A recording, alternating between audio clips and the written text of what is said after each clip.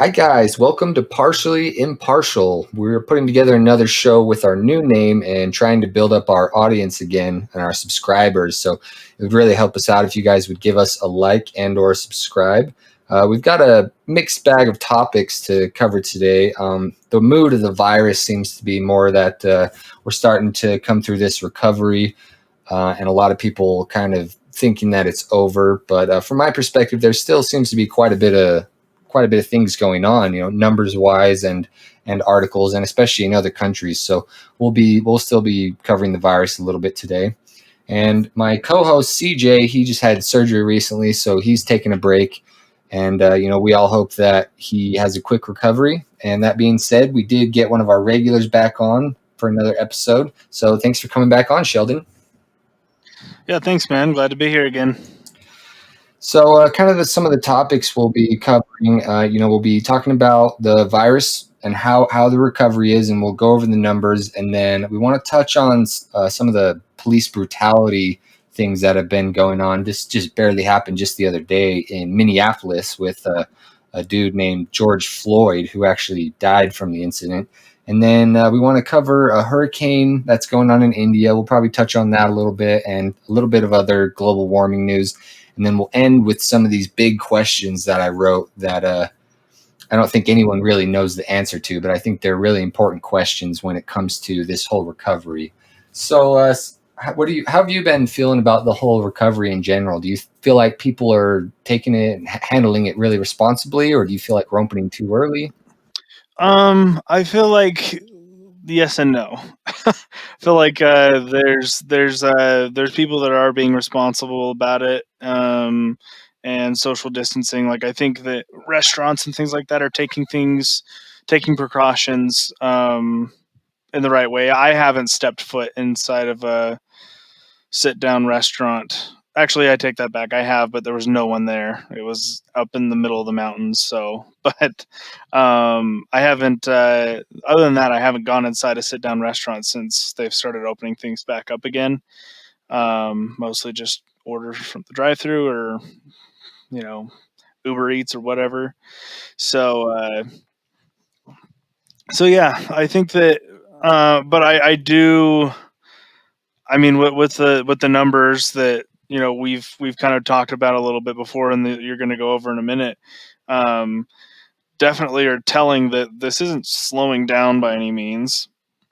And with the flu season coming up this fall, there's already talk of how there's going to be a spike, and trying to tell the difference even then between the flu and COVID and the kind of rates that we're going to see as things pick back up in the fall as well, and with people starting to go out now. I mean, we're not going to see the effects of this, um, you know, soft reopening of things until probably at least a couple weeks. Agreed. Yeah, that's something I've been thinking about lately as well. Is because it seems like just within the past week, there's definitely been a mood shift of people that are really trying to go back to normal. And obviously, we have the summer coming along, so that may or may not be something that helps us slow down. Like the virus, it came here months ago. It started with just a handful of cases, and it did explode. So it has shown that it does have the potential to do that when the economy's open. So, honestly, I think it's probably going to be a couple months before it really, really opens. Yeah, I haven't been in a restaurant either. I personally probably will pretty much just keep isolating and just keep avoiding as many things as I can, just because it's pretty simple for me. A lot of people with their jobs, it's probably a little more difficult. So how is this? Has your job changed at all yet, or is everything still kind of been the same so far? Everything's been the same since the starting of the pandemic and having us work from home. Um, as far as the medical industry goes, because I've talked about it a little bit before. We have seen an uptick in facilities opening up elective procedures and things like that again. So hospitals are starting to bring in revenue. But I mean, I even talked to a doctor today that was working part time in California who is looking for work right now because she's not getting enough to be able to get by with the part-time work that she's getting, or any at all, because they're kind of furloughing or putting those people on, aka a hold, until things start picking back up again, because facilities don't have the money to pay for extra work. But jobs, as far as the industry I'm in, are starting to come back up. Babies are still being born and things like that. So that's not too terrible. Um, but my work has also started to have talks of what it would look like to come back into the office, and when that might happen. There's been that it might be fall before we come back in the office. We might do it in phases, where it doesn't happen until, where most people aren't back in the office until the end of the year. And even then, since everybody's been working from home, there's the greater thought of flexibility with working from home and working in the office. So, which I think is a good thing. There's definitely been studies where people are more productive working from home, but I digress. So, yeah, things haven't changed too much, other than they're seeming to pick up a little bit again. But we'll see how things play out over the next couple months with the change uh, in the virus, if it peaks again. You know. Yeah. I mean, if it was my company and I owned like a call center or any place where people are, all come in one big room to work, I would definitely I'd probably be more looking toward how can we make everyone just continue to work from home, mostly just because of the whole unknown aspect around this virus. And that's going to be one of the most. I mean, the way I see this whole crisis is kind of, it's going to be coming in waves, kind of a back and forth sort of thing, like a whiplash. And so it seems to be that we've gotten the first effect, the first health effects under at least containable control. Like I've said before, I was a little worried that this thing would kind of just run rampant through and we wouldn't have much ability to control it. But it seems we do have a lid on the initial part of this crisis. I mean, we have had to just print tons of money. We've had to give up so many jobs. And I think that's going to be kind of the second effect of this that not a whole lot of people are necessarily considering, is how many of these jobs are really going to be coming back, and how many businesses have been permanently affected. Yeah, it's gonna be absolutely fascinating and also terrible to see the total effect that this has. I live up in the Ogden area, and I'm a big fan of the downtown Ogden scene, 25th Street and Washington area. It's kind of a hidden gem in a lot of ways. And last year this time, I was going out there quite frequently, and I mean, I worked down there in downtown this time of year, and there was stuff going on at night and restaurants open, lots of local businesses. And now I drive down through there, and it's just like the nightlife was fairly decent, and it's just dead. And some of my favorite bars and restaurants are down there, and it just makes me sad seeing them closed. And um, hopefully, I mean, I want us to be safe, but I do want to see some of those places open again, because I fear, with them being small businesses, that they're really struggling with everything. I mean, being closed for 2+ months now um, is just extremely damaging to just about any business. And I hope that some of my favorites recover. I really do. I'm going to go back and support them hard when they reopen. I want to keep these places I love alive. Yeah, the virus has definitely been pretty selective with which businesses it's hurt and which businesses have actually done fairly well. Unfortunately, most of the ones that have done well are the WalMarts and the other, all the big online retailers. And it's probably going to kind of force some of the market share over in their direction. And some of the small town bars and things, I mean, they're really going to be affected by this, especially if it plays out in a more long term sense that I'm imagining. Because we have kind of seen things calm down a little bit, but some places like bars and restaurants, and a lot of people don't want to go to those places wearing masks and not getting the whole ambiance that you normally get from those sorts of places. So yeah, it's going to be it's unfortunate because the big companies tend to get easy money from the government in times like this, and the smaller companies, when they go out of business, they don't get front page news, so nobody really knows. So chances are a lot of those companies are just going to be shut for good. Right. So just we'll just go ahead and switch gears and jump over to the numbers now. I do want to keep this show a little bit shorter, but we'll see how that goes. Normally it doesn't pan out that well, but just I know probably a lot of people aren't really looking in the numbers every day like I am. So if you just kind of go off the mood and the news, you may think that things have drastically reduced, but in the U.S. today, we saw 20,000 new cases just today. Globally, we almost broke the record again at 106,000 new cases.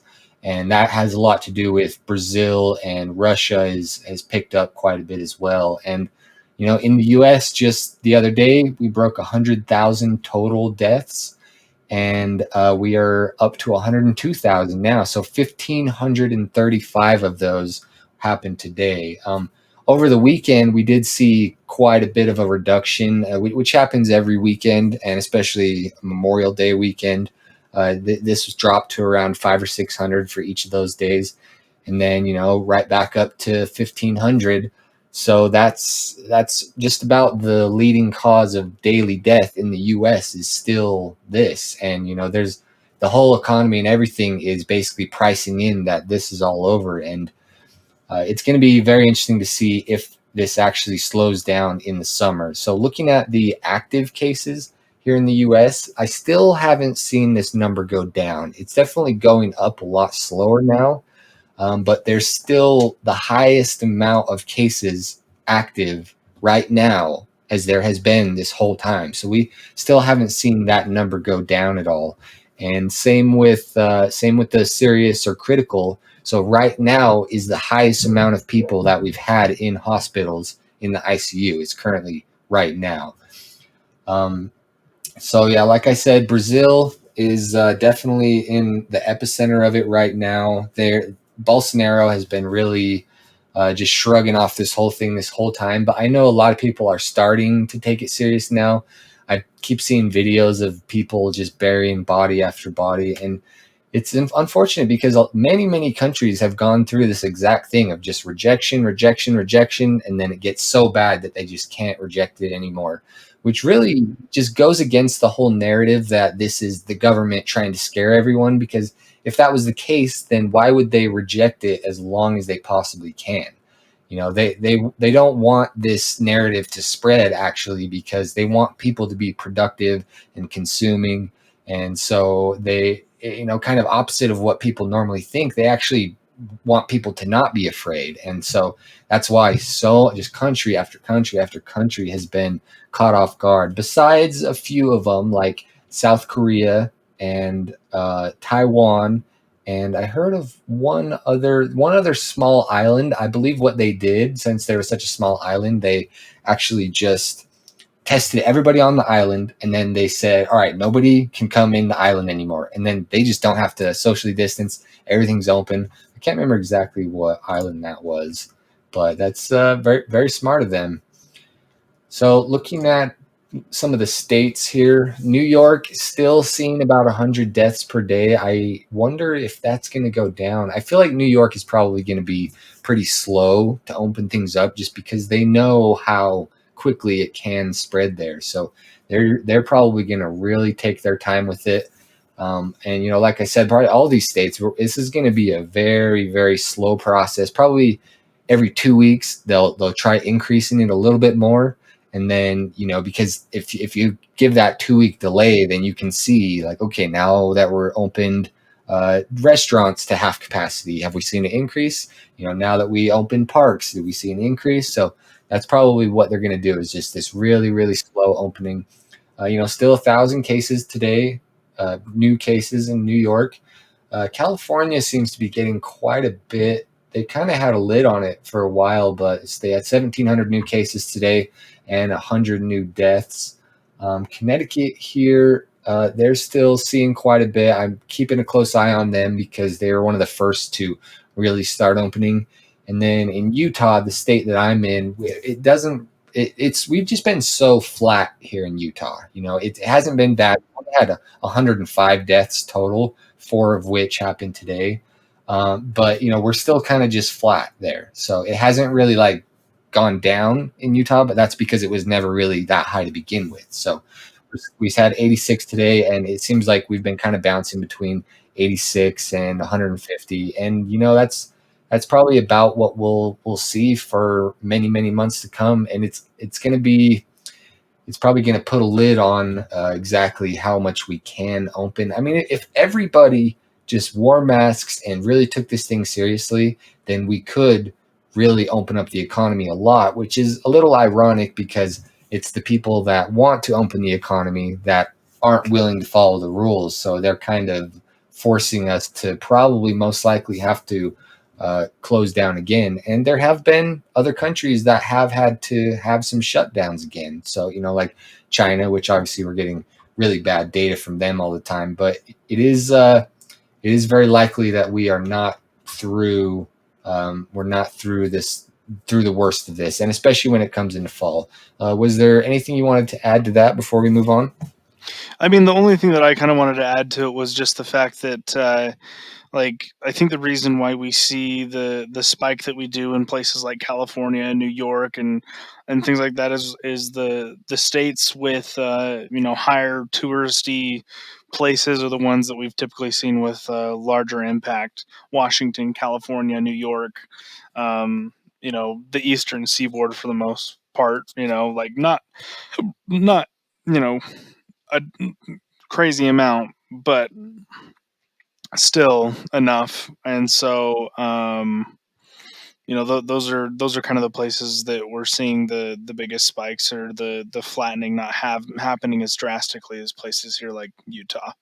So Yeah, they're definitely the more vulnerable ones. I have heard some interesting things because one of the things that Trump says a lot, I mean, I've probably heard him say it at least 20 times, and I don't even really listen to him, is that it was his idea to shut down the flights coming in, and that it was he saved the U.S. because he did that. And I've heard from multiple sources that there's actually been flights from Beijing going on the whole time. There was a drastic reduction in flights, but there has always been flights coming from China to the U.S. And obviously a lot of those are going to be going to New York, so they're very vulnerable. And also, what I've heard is that flights could always have, or I'm not sure what Canada's doing now, but early on when we stopped taking in flights, people could always fly into to Canada and then fly into the U.S. So there's been this loophole the whole time. So really, in my opinion, I don't think what he did by shutting down the flights really had too big of an effect. So I want to talk about the stock market a little bit because it has been just going up a lot lately. I mean, there definitely, it seems like over Memorial Weekend was kind of another one of those shifting points. There's been several of those pivot points that I've seen where it's like people are either shifting to taking it seriously or shifting to thinking that it's over. And over Memorial Day weekend, there was definitely been a shift where people, I don't know if it was the warm weather or whatever, but everyone just kind of thinks that. I think that some of the shift uh, lands around the fact that Memorial Day weekend typically has a lot of flash sale kind of things that go on, and so we would probably see a spike in the economy in the stock market due to investment of those kinds of sales happening and being somewhat successful. I'm sure it'll either even out or drop just a little bit, probably. Throughout the end of the week here, or maybe it'll even out and stay the same. I don't know. And it could be a change in weather, but I think it's mainly around those sales and things that happen with Memorial Day across the country. Yeah, I could definitely see that. And I did see a good amount of pictures of people gathering a lot over the weekend. So we'll see. Well, we'll see about 2 weeks from now if there ends up being a spike because of that. But the Dow Jones had an absolutely wonderful day today. In my opinion, it wouldn't be wonderful because I'm not invested in this. I'm invested in gold and silver and things that are kind of opposite of the market. So I kind of don't like when the Dow or the S&P goes up, but it went up 2% yesterday, 500 points yesterday, and another 500 points today, which is just really it's really odd. I mean, basically what I've seen since I've started following the stock market about less than a year ago, it seems that whatever the headline news is kind of the opposite of what's going to happen. So this is kind of my theory on this, and I've learned throughout this process that it's not smart to make predictions. It's much more smart to just kind of speak in probabilities because yeah, predictions are just oftentimes wrong. But what I would guess this what's happening here is uh, big investors, institutional investors, are trying to hijack people's optimism here. So probably what they did was get in on this rally a little early, and then release all of the headlines, trying to get everyone in. I heard there's a record amount of millennial investors making accounts on Robinhood to go ahead and get in with their stimulus money, which is very, very dangerous in my opinion right now. But most likely on this optimism here, we'll see it go up. And I wouldn't be surprised if we see another huge dip very soon after they get everyone in. So they're basically just kind of hoping to siphon a bunch of money from that. What do you think about that?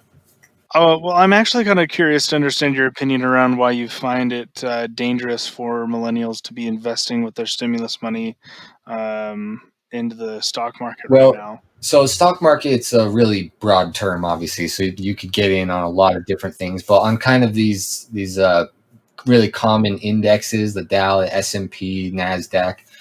So if you look at bear market rallies or bear markets in general, what they do is they drop sharply at the beginning, and then they bounce back up because there was all this momentum beforehand. So people like almost don't believe the crash, and so they all try to buy the bottom, and then it goes up, and it keeps going up, and then lately it's been leveling out, but it has started to go up again, which it totally could just keep going up from here. But I think the reality of the economic situation that we're in hasn't really fully set into people's minds. So I think that institutional investors actually want millennials and just kind of people that aren't pros at this to get in right now because they are predicting that we're going to enter into this reality phase where kind of reality catches up. I mean, we're going to have the Q2 GDP report sometime in the next month or two. I'm really curious to see what that is. It's going to be negative 30, 40% or something. But yeah, I personally wouldn't really want to get in on this. Honestly, I don't understand it too much, but I have heard a lot of uh, much higher up investors and economists, one being Danielle DiMartino Booth. And she's just like talked a whole lot of shit on this whole idea that there's all these millennials getting in. So that's kind of my unprofessional take on it. What is your thoughts on like investing in cryptocurrencies during this time? Because I know that things like Bitcoin have dropped to a fairly reasonable purchase value over the last couple of years, but almost interestingly enough, it spiked during this pandemic, which is kind of interesting. Yeah, so let me go ahead and pull up the Bitcoin chart here, and there's a lot of different cryptos, but from the little bit that I've been following, they do seem to kind of fall in line a little bit. So before the whole pandemic, we were at $10,000 for a Bitcoin, and then that dropped very rapidly down to under 5,000. And then since then, we've been kind of going up and up and up, and we are back up at 9,200 just recently. I'm actually been trying to get in on some myself because one of my favorite investors to listen to, Raoul Pal, he is very, very bullish on Bitcoin. He thinks that once we start running into once the money printing really filters through the system, there's going to be we're going to have some insolvency problems with businesses, and that's going to lead to some potential currency problems, especially in other currencies other than the dollar, because the dollar is the cleanest shirt in the dirty laundry, as they'd say. And so a lot of the other currencies will probably try and get out and rush into the dollar. So the dollar is going to be the last one to go through some shit. But I think as we run into some currency issues in the future, Bitcoin could, it could easily go up 5 or 10 times over the next 2 or 3 years. I wouldn't be surprised. But then there's issues of like Russia just barely banned Bitcoin. So I mean, if it really becomes this dominant thing, the government is going to do their best to try and stop that. But I personally would feel bad if it did go through the 10x or the 20x and I didn't have at least some skin in the game. So that's why I want to at least put some money in there just so I can feel like I'm part of the game. Yeah, that's fair. And that's interesting too. I've always looked at Bitcoin, and man, I wish I would have done something with it when I was in high school, because I could have bought it real cheap. But like for probably I could have bought $1,000 worth of Bitcoin for pretty cheap. It was like probably $100 for a single Bitcoin back then. But anyways, hindsight is 2020. um, but yeah, I was just kind of curious on what your take was on the whole situation with cryptocurrencies. There's been quite a fluctuation in it over the years. I mean, I know that they were at one point probably 5 years ago, a Bitcoin was worth like $20,000 or somewhere in that range, and then it dropped significantly to the $10,000 to $13,000 range for a number of years. And then with the pandemic hitting, it dropped again, but it's coming back up. So it's like this interesting cycle of things and in new currency. So I don't know. Yeah. So I mean, going back to as far as I can here in the chart, in 2013, Bitcoin was $130. So yeah, you could, I've heard some people say that's the best performing asset of the decade, technically, and lots of people have made millions of dollars on it. And the thing I like about it is the way I see it, pretty much the root of all evil is money printing. And nobody really knows about it, but it's the source of all the problems, all the inequality, and it gives power to all the worst people. So whether or not it Bitcoin or gold becomes a successful thing, I really hope it does. And honestly, having this mindset of investing in what I think is like morally good, it would not be a good idea at all, period, for the past decade or so. It's very, a lot of investors have just completely ditched their morals, even good people, because it's just not a smart way to make money. But I just kind of, sometimes I get goosebumps and I just kind of feel good, like about, especially putting my stimulus money into Bitcoin, because that means I'm taking the newly printed money and putting it directly toward crashing the whole money printing system, which is, I think, is just funny. So that's at least half the reason why I'm involved in it. And I do think for sure gold, silver, and Bitcoin do have a lot of very bullish signals, over the next 5 years. So I think at minimum, it's at least a safe investment. Yeah, cool. All right, let's go ahead and move on to some of this other news. I really want to talk about the police brutality that happened in Yeah. Minneapolis recently. Social media is going wild with this, and I don't know if our listeners have all seen the video. The guy's name is George Floyd. If you want to look it up, but watch at your own risk. It's pretty infuriating. I got to admit, I had a pretty strong emotional response to it, and even as I was trying to fall asleep at night, it kept like coming up in my head, and then like you replay it in your head, and you just like oh, what, like I could have been there, I could have like done something about it, and it just gets you so infuriating, feeling that just gets that primal rage going on in you. And I don't really know. This is something that we've been dealing with for a decade. Or, I mean, well, honestly, police brutality's probably been around for decades and decades, probably since police became a thing. But only recently we've had the cameras to be able to capture it and to really get people focused on it. And I'm not 100% sure if there's like a solution to this. I mean, for sure, we're never going to be able to stop all police brutality because police are just humans, and you could tell the guy that was kneeling on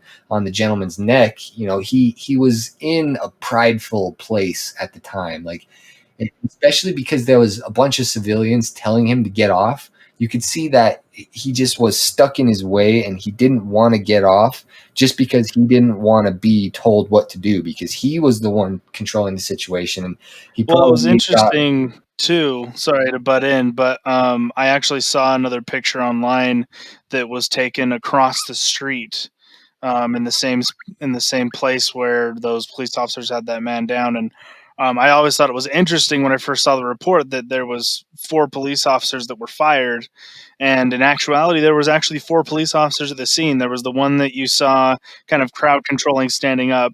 There was the one that was kneeling on his neck, and then there were 2 others on top of this guy too. That was being held down by 3 different police officers, and like, I mean, of course, not all of them were in positions of, causing bodily harm to the man with whatever pressure they were putting on him, but the one that was on his neck definitely was. Um, Absolutely, and I don't know. I'm very much with you on it that it's aggravating to see that happen, and that there's literally just the tiniest action being taken right at the beginning. It looks like that there's been some reports that the FBI is taking over the investigation, and that even the governor is calling for charges to be placed on the officers now. But it's just kind of interesting that that's not something that happens right off. Um, why is it that they're fired and then they're like, forget firing them, just take them straight to jail? you know, like, I don't even care to know if they're fired or not. Like, once you're in jail, you pretty much know that you've lost your job. yeah. It would be really strange to work as a police officer, knowing that if you mess it up bad enough that you could like go to jail for a long time. It's a really, really strange job. But honestly, I think that I've heard. I haven't been following all of these too much. I'm sure somebody knows a lot more about it. But from what I hear, very rarely do charges ever get filed from this, even if someone gets shot or something. But I think that may be what's needed. I'm not sure how much their training has changed, but for sure there should seriously be some just ego training for these cops, and just basically get it in their head that they're not the boss, that they are there, to listen to us. And I saw another video surface of a cop that just threw this lady on the ground on her face, and it's just you can tell every single time they are so used to being in charge that they are not going to take back talk, and they need to be intellectually there and emotionally there as well as there physically and strategically. They have to be able to get past that emotional response, because I mean they're going to be dealing with people like that all the time, and it probably feels good to them being in charge and almost like winning these arguments, because they get so much shit from people all day, and the cops pretty much win every time. But and then something like this comes along, and now you're hated by the entire nation. I guarantee, like, I had a hard time sleeping last night because of it, but I guarantee that cop is not going to sleep for weeks, probably. Yeah, yeah, for sure. So So, I did want to read. I found a interesting. I just barely came across this before the show. An interesting Facebook post. I'm not sure. It looks like somebody named Jonathan Parker posted it. It sounds like he's a cop, but I thought it was really interesting. So I'll just go ahead and read off this whole thing. It starts, "This is not one of those cases. One of the first principles we were taught 13 years ago in the police academy about subduing and handcuffing subjects had to do with positional asphyxia. The subject can die if their breathing is restricted by the position we place them, like handcuffed on their stomach, especially with weight on their neck or back. Get the subject in cuffs and off of their stomach as soon as possible. Roll them on their sides, sit them up, stand them up, but don't leave them on their stomach. You may have to take them back down if they're fighting, and at times I have done that. Never put your knee on their neck or your weight on their back so they can't breathe. Never. We're taught sometimes to position our knee across the shoulder blade for gaining control with certain techniques and then get them in cuffs and off their stomach. In many situations, I encourage waiting to hear both sides of the matter. And he has a Bible verse here. Proverbs 18:13 says it's foolish to spout off before hearing the facts, but this is not one of those cases. Usually there's much more context to videos and cases than what we are presented. And there will certainly be more to surface, but I've seen what facts I need to see. This is not one of those cases. There are times when the community doesn't understand the job we do, the techniques we use, the dangers we face, and the ugliness of having to use force. We should respectfully dialogue and learn from each other, but this is not one of those cases. There are times when we must defend our fellow officers. Maybe we think we would have done things differently, but we weren't there and nothing looks obviously wrong, but this is not one of those cases. Don't even dare say he should have simply complied as if this is his fault, referring to the black gentleman. This is not one of those cases. Do I think the officers intentionally killed George Floyd, or did this because they hated him because of his race? I doubt it. That even though I haven't spoken with them and I don't know their character, but like many of our brothers and sisters in the community, I am tired. Some cases are justified, some are terribly unfortunate and difficult situations, some are downright wrong. It's getting too hard to distinguish between them and too exhausting to even try. I can certainly sympathize with the sentiment that causes many people to believe that Black lives don't matter. It wouldn't it would be easy to turn off social media and get distracted elsewhere, but this is not one of those cases. We, those in law enforcement, have to speak up and out if we are going to have any shred of credibility left. When we're wrong, we have to admit that we're wrong and hold one another accountable. When we see wrong, we have to call it what it is. You, fellow officers, surely were not trained to do what the officers in the video did. You were not trained to put your knee on necks and keep subjects handcuffed on their stomach for minutes on end. You were not trained to stand there and watch another officer do what was done without speaking up or take action. Don't try to justify it. This is not one of those cases. We must do more to listen, learn, to train, and to transform this profession. While some tear down the city tonight, let us violently and diligently tear down the constructs of our hearts and society that allow us to continually revisit this place of despair and injustice. Justice for George Floyd. Very beautifully and eloquently written. I like that. Yeah. I was like, I don't know too much to say about it, but luckily that guy has a lot to say about it. So I'll gladly Well, and hijack coming from the that. perspective of a cop, it's kind of nice to see um, a cop calling out cops. Being like, "Hey, like they definitely handled this wrong." I mean, even just a couple weeks ago, after the lockdown had been lifted for the most part, um, good old Ogden was back to its old ways, and there was some videos posted about like a police chase where some guy quite hilariously was running from the cops by circling in and out of a AutoZone parking lot, which is really funny. But once they finally stopped the guy and he started running away, there was like four police officers that got on him, and about three of them started landing punches on the guy while he was on the ground being held down by these other officers. And it's like, he's already being held down. What was the purpose of punching him? You know, like I get subduing somebody, but I don't. I kind of like what that officer was talking about. I don't really feel that punching is part of subduing somebody. If they needed to subdue him, freaking tase the guy.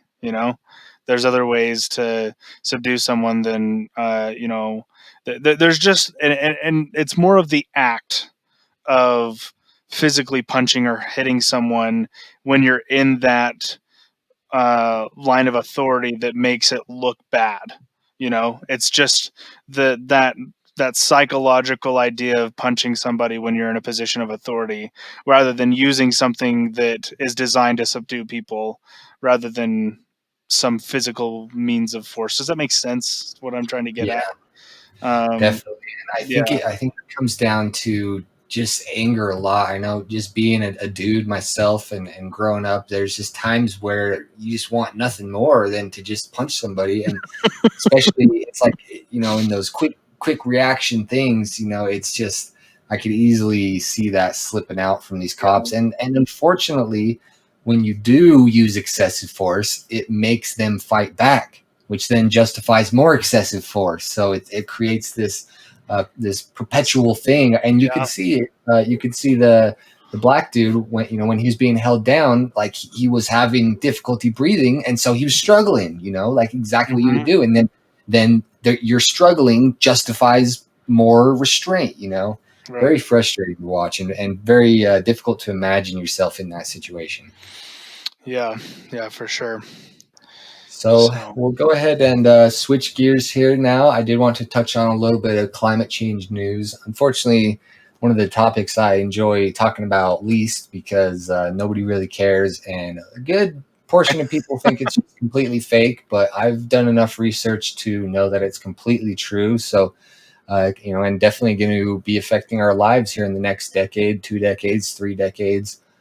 Who knows exactly, but very interesting thing, record-breaking thing just happened in the Arctic. So basically, the Arctic has been warming up faster than the rest of the world by a huge margin, and it kind of makes sense without getting into too much science of it.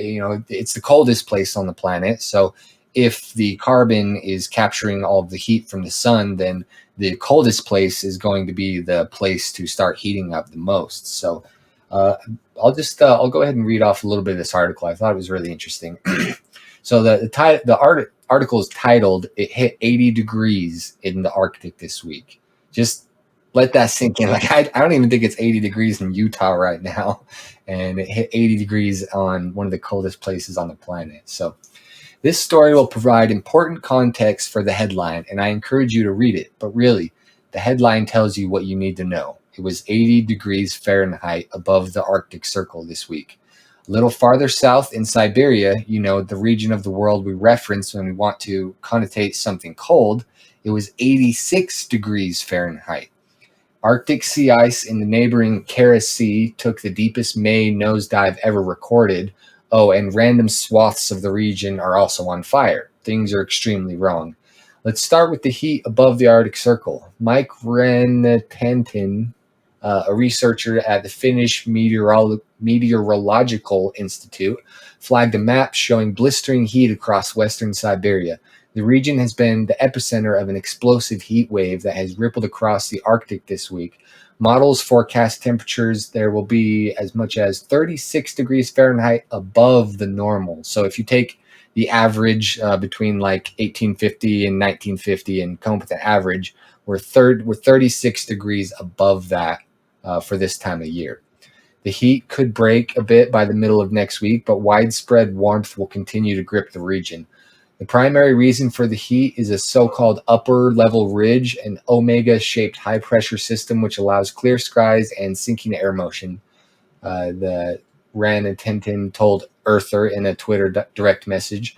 However, I think what is most noteworthy aspect of that particular area in Russia has been record warm in winter. So I believe that lack of snow can play a role as the heat is not consumed by the melting of snow. So that's something I've heard a lot as I've researched. There's chain reactions that start to go off. Like for instance, if there's a fire in a snowy region, and that puts a bunch of ash up into the air, and then the ash falls onto the white snow and makes it black, then it can cause all of that white snow to melt. And then if it melts to the ground, which is a darker color than the snow, then now all of a sudden it gets hotter and hotter as well.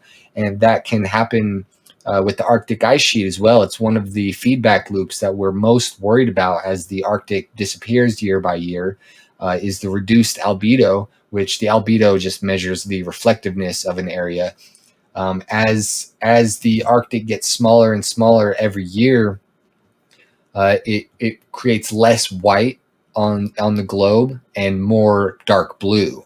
So, and that's a feedback loop, because as it gets hotter, it melts more of the ice, and then as it melts more of the ice, it lets in even more heat into the deep blue ocean. And I won't read any more of this article, but yeah, I just wanted to let you guys know that. And also something I've touched on a couple times, which is just a really unbelievable fact, but I feel like people need to wrap their head around it a little bit, and I think it is affecting this occurrence here, is the aerosol masking effect, which is kind of an opposite thing than what most climate change people would think. Is that the reduced emissions is supposed to help the globe cool down, but actually short term, because of the aerosols that are released from emissions, we're actually very, very likely going to see a spike in temperatures. So this is basically how it works. When you burn things like coal, fossil fuels, jet fuel, I think coal is actually the highest in sulfur, which is an aerosol.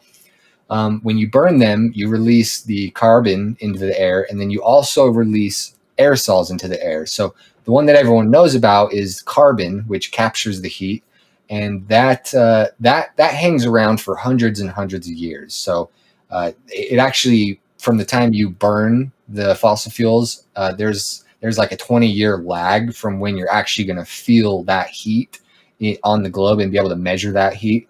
But there's also aerosols released as part of that, and the aerosols act as like a giant shield or like a mirror around the globe. But the thing about the aerosols is they only hang around for a couple weeks. So basically, since we're burning fossil fuels all the time and we're flying airplanes around, which is like a really good spreader of these aerosols because it's flying all across the globe all the time, kind of creating this shield. And since we've seen such a reduction in manufacturing, and especially in airplanes, we've seen the biggest reduction. Uh, we're actually being able to test this theory real time, because there's been this huge drop in burning of fossil fuels, that all those aerosols have had time to reduce as the weeks have gone by. It's actually been heavily reduced for several months now. So uh, we're seeing a pretty big spike in temperature as those aerosols fall out, but yet the carbon is still hanging around. So that's called the aerosol masking effect. If anyone wants to share that around, it's definitely one of the most interesting things. But that doesn't mean we need to constantly keep burning fossil fuels, because if we do that, we're going to be screwed anyway. But it is wise to know that once we do, if we ever do, make this turn away from fossil fuels, there is going to be this hangover, this repercussion that we're going to have to deal with, this quick spike in temperature. Was there anything you want to add to that? Oh, I mean, it's definitely something that a lot of people just kind of be the devil's advocate for a minute. Refute with a lot of different evidence and things like that. I definitely do think that it is a real thing. I don't think my opinions are as strong. My opinions about it are maybe just that anything that we can do to help the environment is a good thing.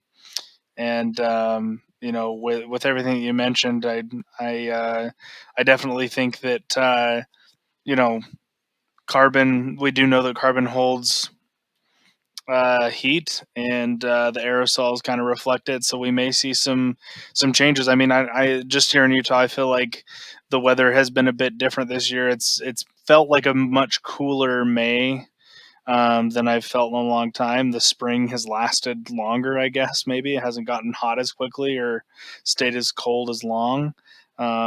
It's felt very mild, which is I'm not complaining, but it's just felt different.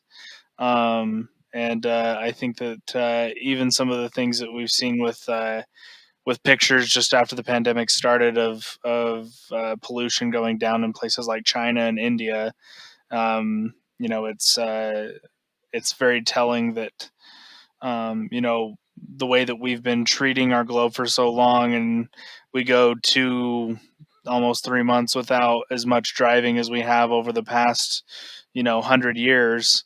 It's going to we might see some slight changes. I don't know if it's going to change everything, but yeah, it's, I mean, we're already starting to see some. So Yeah. I have seen quite a few people talk about how there has been those reductions in pollution, and it's definitely a good thing. But every time I see it, I want to comment like, "Well, but the aerosol masking effect is going to actually end up being a bad thing." But I don't want to bother people with things like that most of the time. I'll just let them stick with their optimism. But let's go ahead and jump over to another topic here. So now that we're kind of in this more recovery phase of the virus, I kind of want to give people things of what to really look for to measure this recovery, because a lot of these things are things that I didn't really know until a month or so ago. Now that I've really started to look into finance and just look into this whole virus thing a lot more. So really, in order to measure this recovery, we got to see a recovery in a lot of different things, not necessarily just the case counts, because the virus has come through and shaken up our whole economy, and it's the house of cards has definitely been disturbed. So what I want to look for if we're going to see a real recovery here, first and foremost, I want to see less than 5,000 new cases per day in the U.S. And here in Utah, I'd like to see less than 50 cases per day. And globally, it's hard to say globally because it peaks in different areas at different times. But we saw over 100,000 today again, almost broke the record again. But it would be nice. I mean, and obviously we are all connected as a globe because we're going to have flights and stuff. And I haven't really heard too much about whether international flights are start opening up. I'm assuming we're going to be really, really slow on that, especially in some areas. But that's another thing I'd like to see if we're having a real recovery is flights to start coming back. And the number of active cases, I want to start seeing that decline too. That's something I touched on earlier. We still have 1.1 million currently sick people that we know of in the US, and I haven't seen that start to decline yet. Another one here, less than 250 deaths per day in the US consistently. So um, the lowest I've seen is like 500 or 600. Like I said, over the weekend, we had 1,500 today. So I want to see that get under 250 before I can really say that we're getting to a real recovery phase. And jumping over to the more economic things, I want to see interest rates return to higher than 2%. So this is one of those things that not a lot of people know about unless you're in the economic world, is interest rates have been brought to zero or near zero. And especially if you consider inflation, we're actually well below zero. And you cannot have a stable economy if interest rates are at zero. There's a really complex system behind the way that banks work, where they basically borrow money from one source at a low interest rate and then lend out at a higher interest rate. And right now, they don't have any of that spread to work with. So banks, the whole concept that banks have been built off is just really not functioning well right now. And especially because there's talk of going to negative interest rates, which from the little that I know about that, would just be a cancer in society. A lot of things would just a lot of transactions would just simply not take place anymore if rates were negative. And I also want to see the oil price return to over $50 a barrel. We were at around 65 before this started, and currently we're still at $31 a barrel for WTI at least. There's been a lot of drama going on in the oil market. We went negative for a while there, and then we hung out below 20 for a while, which is just catastrophic. But now we're to, I guess you could say, somewhat of a reasonable level. I mean, shale and a lot of other places, because we've used up all the easy oil. So now the only oil left in most of the world is difficult to get, and you actually have to use oil and buy machinery and pay people to get the oil out. So a lot of especially here in the US, the shale, they are losing money with every barrel of oil that we get at this price. They need at least $50 a barrel. And even then, they're going to be struggling. They were struggling at 65 a little bit. And that's why we've seen rig counts go down dramatically in the US. And who knows if those are down for good or if they're going to come back. I know Trump would definitely like to see those come back. But if I'm remembering correctly, we had around 1,000 actively drilling wells in the US. and now we are down to about 300. So that's been a huge hit to our oil industry, especially in places like Texas where they really rely on that a lot. And then one thing that I'm not going to be looking at for recovery is the stock market, because it's just completely does whatever it wants, whenever it wants. And I bring that up because a lot of people really pay attention to the stock market, and people think that the stock market is the economy, which is actually, it's just really funny. It's more of just like a signaling mechanism, and just like kind of a manipulating game that our institutions with billions of dollars can just play and strategize and rip people off and do all sorts of things. So that's something that we can't really look to at all to see whether we're recovering or not, especially with all the money printing, because if there's more money around, of course, stocks are bound to go higher. Another thing I want to be looking at is no new unemployment claims coming through. So that's something we are still seeing millions come through per week, which is, if you told that to the average person, that would be pretty shocking to them, because it seems like most of the job losses have happened at the beginning of this when everything shut down, but yet we've seen more and more and more job losses every week. So that the new unemployment claims actually comes through tomorrow. So I predict it's been the highest one I've seen was about 6 million, and then we've kind of dropped to 4 million, 3 million, and then 2.5 million was last week. I predict we'll probably somewhere in the 1 million range. And then, of course, that's just measuring new claims as they're coming through. So another thing we got to pay attention to is how many of those people are now getting off unemployment. So there's been 39 million unemployment claims that have come through this past 8 or 9 weeks.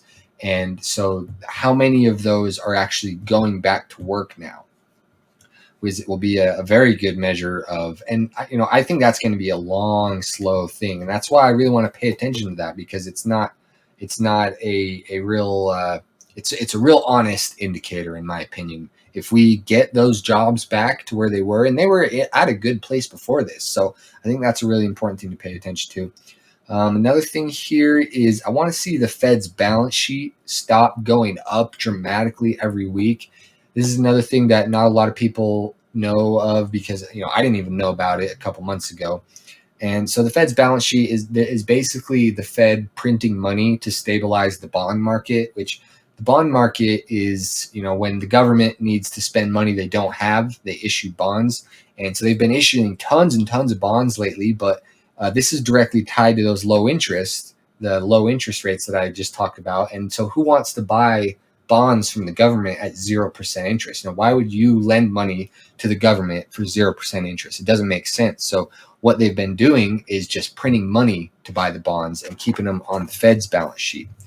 And that's just very unhealthy. It's called monetizing the debt. And we've gone from 4.5 trillion, which this is one of the best indicators as to why the economy was not healthy before the virus, was because we were still buying bonds for the past 12 years. We've been doing QE1, QE2, QE3, which QE stands for quantitative easing, which is just a fancy word for printing money to buy bonds. And so a lot of people are predicting, did I say we went from 4.5 to we just broke 7 trillion recently. A lot of people are predicting we're going to go up to 10 trillion or possibly even higher if the interest rates go negative or if they don't start going up. And then lastly, this is very, very similar to the Fed's balance sheet. I want to see the M2 money supply stop going up dramatically. This has been going up on average 200 billion per week since this started. It always goes up a little bit because we're just kind of always adding more dollars to the market. The M2 money supply, I've actually heard a lot of people say it's not the best measure, but there's no really good way to measure how many dollars is out there. So I'll just take this one for now. But yeah, we got to see at least the rate of the money printing slow down. We've printed over 2.5 trillion new dollars according to this. So if this is really, or if we're really in the recovery phase, then we're going to have to stop printing money at some point. Was there anything you want to add to that? Not really. I don't have a whole lot to add to that. Okay, well, let's go ahead and I wanted to keep this one short. We're getting pretty long here. Oh, geez, an hour already. I must be rambling a little bit here, but We're a bit long-winded. It's all good. so let's go ahead and end this one then. I did have something I want to end on. Went ahead and wrote up. This is actually pretty similar to what I was just talking about, but this is a lot of questions that I don't think anybody really knows the answer to. I sure as hell don't know the answer to. But I wanted to just kind of present these to our listeners to leave it with them just so they have something to ponder. So, the big questions that we need to be asking right now. First one, will the virus continue on a moderate trajectory as we begin to open the economy? Will a highly leveraged economy be able to survive in a world of reduced consumption and increased consumer savings rate? So, highly leveraged, all that means is that we've taken out a lot of debt to support a business. Using leverage in your business basically means you're using debt so that you can try to earn more profits to pay back the debt. But you have to use the debt in a way that gets you more money than the debt costs you. And that's one of we're a very heavy consumption based economy, and it's the number one thing that runs our economy. So even if that gets affected a little bit and people start consuming less, that could have a very drastic effect on our whole economy. And that's something I hear a lot of economists talk about, is this is probably going to change our consumption for many years to come. And the consumer savings rate, that sounds like it would be a good thing, but our current economy does not like when people save money. It really needs people to be spending money and need that velocity of money to keep going for things to run stably. The next question, will the real estate market be able to keep house prices suspended high above the historical average, thus sustaining the construction industry? I think especially all of us millennials, we know we're in a bit of a bubble here, and the commercial real estate market is going to be going through some issues as well as people transition away from office buildings potentially to start working at home. Will the record unemployment rate make a quick comeback, or will this be a long, slow, drawn out process? Will the stock market return to record high valuations, which is referring to the price to earnings ratio, or will it revert back to the historic mean? So, a really good way to measure the stock market is to use the price to earnings ratio. So, basically, how much is a company making versus how much is the stock selling for? And that'll give you a ratio. And see, that the reason why that's a good way to use it is because it takes inflation out of the calculation. So, obviously stocks are always going up because just because of inflation. But according to that price to earnings ratio, we are at a hyper bubble territory. So in other words, stocks are being sold for way more than they're worth and have been for years. So this attempt to try and bring stocks back up into hyper bubble territory seems like a very bad target in my mind. But if we don't, then what's going to be the consequences of that? When will a viable treatment or vaccine be ready? I think that's something that we've all got on our mind. How much new money will the Fed print to fight a crashing economy? And how much deficit spending will the government announce? And where will this money go? Which countries will be the first to get a handle on the virus and avoid a second outbreak, thus giving them a very big advantage as we move forward? What will the China US trade relationship look like 1 year from now? I think that's a very important one. And I'm hearing talk of a potential Cold War happening between China and US right now. So I think that's going to be one of the leading topics over the next decade. Which president will win the election given the current backdrop? I think before this, I think Trump had a huge advantage, but now, if things don't go perfectly, I think the advantage goes to Biden. Will the U.S. shale industry make a comeback, and when will oil prices return? I think I touched on that one a little bit. And what will the retail industry look like 1 year from now? Will online retailers conquer the market? Will there be this huge shift towards that? And also, will mom and pop shops need to close down, given the fact that large retailers have had a huge advantage during this time? All right. Well, was there anything you wanted to add to that before we go ahead and close off?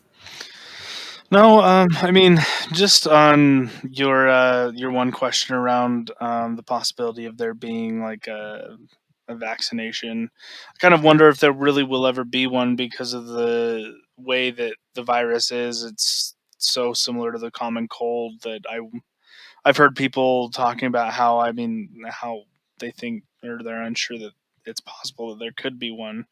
Just my little rebuttal on it. There's not really much that has to be said. Something that we can still think about of, will there be a vaccination? Is it necessary that there is a vaccination, or will we just have herd immunity?